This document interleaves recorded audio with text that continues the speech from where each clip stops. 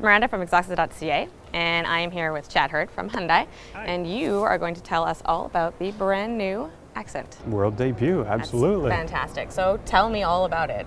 Well, it's the first time it's been shown anywhere in the world, so we feel very fortunate to have that opportunity to bring it to market. So what you see here is a 4-door. That's going to arrive first, pretty close to the end of 2017, and then we're going to have a 5-door option that our friends in the US aren't taking. That's going to arrive about 12 months from now, so very early 2018. Cool. So it's going to be Canadian specific then, the 5-door? Canadian specific, so we have a little bit more wiggle room in what we're going to put into it. Very cool. So, I mean, what was it like launching it here in Toronto? I mean, how was the feeling? Tell me about it. This world debut. There was a little bit of a stress there because we've never done it before, and the show had never done anything like this before. And everything came together very well, but everything came together last minute. So this car actually landed on Canadian soil a week ago. It took us a day to get it out of the box that it came in, and then into a studio for pictures, and then in here. So it was just in time delivery, but it's there. Here. It is, yeah. So tell me a bit about how you think this is going to do in the Canadian market. Since you've launched it here in Toronto, do you think this is an important car for you guys here in Canada? Oh, absolutely. It's a huge car for us. So Accent, I'd say, dominates the subcompact segment. It has a nearly 24% market share, which is pretty unheard of for just about any segment. So it does very well in Canada, which is one of our arguments to say, hey, why don't we do the global debut in Toronto? Yeah. So I think the 5-door will do a little bit better than the sedan. I think people want that versatility when they're looking for a small car, but the 4-door will do just as well. We like our hatchbacks on the East Coast, that's for sure. Absolutely.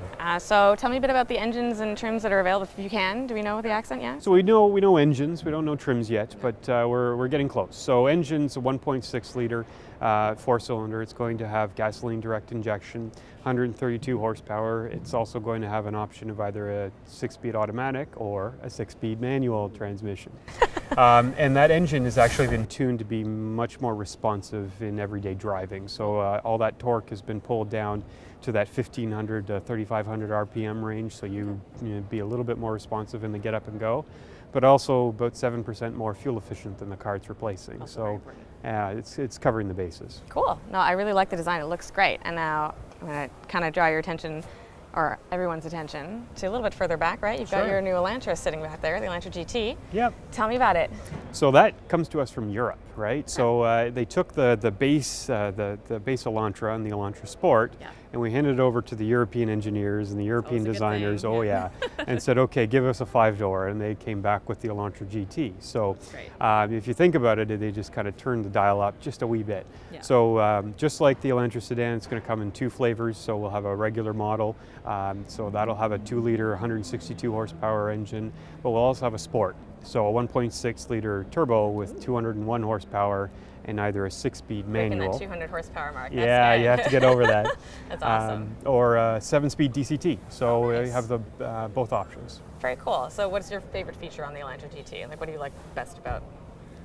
You know what? I think it's going to be the chassis, and it's going to sound a little boring, but it is. Okay. It is the chassis because what they did with the Elantra versus the previous version, they really tightened it up. It's much more rigid, much more stiff, and that soul of the car, it does, and it feels much more substantial to drive. It's much more responsive. And the Elantra GT, it's just like that. They took those same guts and they made it much more responsive, much more fun to drive. And then the Europeans, had at it. Did the European thing yeah, too. Exactly. So I'm a small car guy. I like the 5-door configuration. And when they put a turbo and a stick, it's probably going to be my next car. Combo, right? Yeah. Exactly. That's awesome. Thank you so much for talking with us, Chad. Thank you. Really appreciate it. No problem.